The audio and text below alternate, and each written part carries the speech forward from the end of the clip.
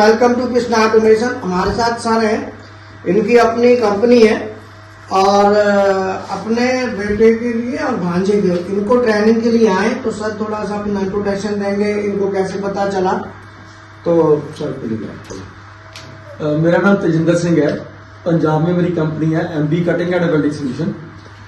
तो इनका सर का रेफरेंस मुझे मिला था हमारे भाई से, और मैंने इनको स्टडी किया, यूट्यूब पे भी स्टडी किया था, उनकी वीडियोस वगैरह देखी मैंने, मेरे को काफी अच्छी लगी। तो ये दोनों, ये मेरा बेटा है और ये मेरा भांजा है।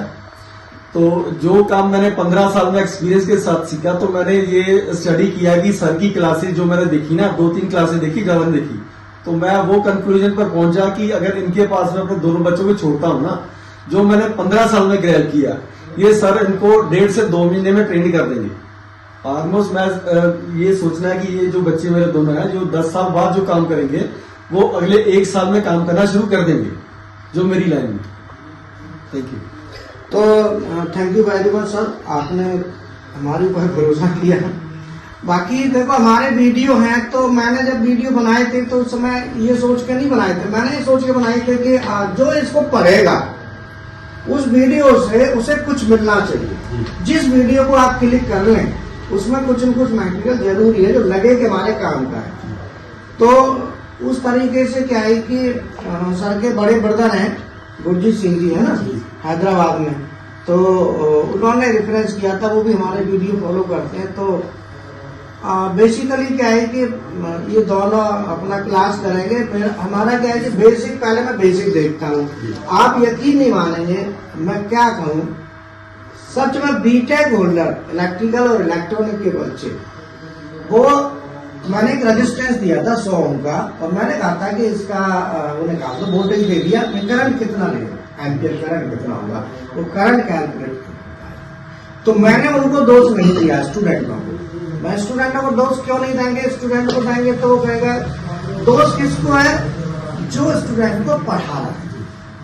आप मान लो मेरे पास 10 बच्चे 20 बच्चे हैं, तो मेरा पर्पज क्या है, मेरी स्टडी पढ़ाई ऐसी होनी चाहिए जो प्रत्येक बच्चा उसको समझ सके।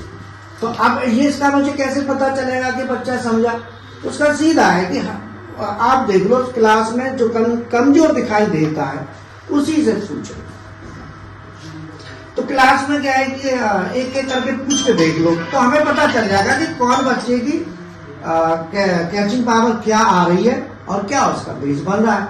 अगर बच्चा मान लो बता पा रहा है तो ठीक है, दूसरा उसका बैकग्राउंड वाली देख लो। जैसे इलेक्ट्रिकल इलेक्ट्रॉनिक है जिसमें वोल्टेज, करंट, पावर, रेजिस्टेंस, ये तो एक बेसिक चीज है, पता होनी चाहिए। आप उसे देसी भाषा में फिर बताना भी है जिससे वो समझ सके। अब मान लो बीटेक नहीं है, जैसे क्वालिफिकेशन क्या मिलेगी, 12th पास है। अब ये 12th पास है और इसको सीधा PLC पे मैं चढ़ा दूं, तो PLC से NONC से करके देख लेगा, लेकिन उसका कोई इंटरेस्ट क्रिएट नहीं होगा जब तक इसे मशीन का नहीं। PLC को बताने से पहले उसकी भूमिका, उसका आधार बनाना पड़ेगा, जब तो समझ पाएगा, इंटरेस्ट क्रिएट होगा। नहीं तो ये कर तो लेगा, फिर इंटरेस्ट नहीं होगा तो उसका कुछ फायदा नहीं। तो इंटरेस्ट क्रिएट कराना, और PLC प्रोग्रामिंग में तो जितना हो सके लैडर डिजाइनिंग पर फोकस किया जाता है। डिजाइन करना है लॉजिक, कभी हमने कोई लॉजिक दे दिया, चलो डिजाइन करो, फिर दूसरा दे दिया, ये डिजाइन करो। तो डिजाइनिंग पार्ट मेन होता है लॉजिक का। और इनकी क्वालिफिकेशन क्या बेटा? सर मैं भी +2 पास आउट हूँ, नॉन मेडिकल +2। तो ये भी +2 है। तो अब दोनों को उसी हिसाब से लेके चलना है। पर हमें तो कोई ऐसी दिक्कत नहीं होती, कोई बीटेक हो चाहे डिप्लोमा हो, +2 सब देख लिए। मुझे तो सब एक जैसे नजर आते हैं। बीटेक करने के बाद भी वो अगर आंसर ना दे पाए तो वो भी फिर उसी कैटेगरी में ही है। तो क्वालिफिकेशन कोई ऐसी मैटर नहीं करती। और जैसे ऑफलाइन क्लास हो जाएंगी, जब ये ऑनलाइन करेंगे तो मेरे साथ फिर भी अटैच में रहना है।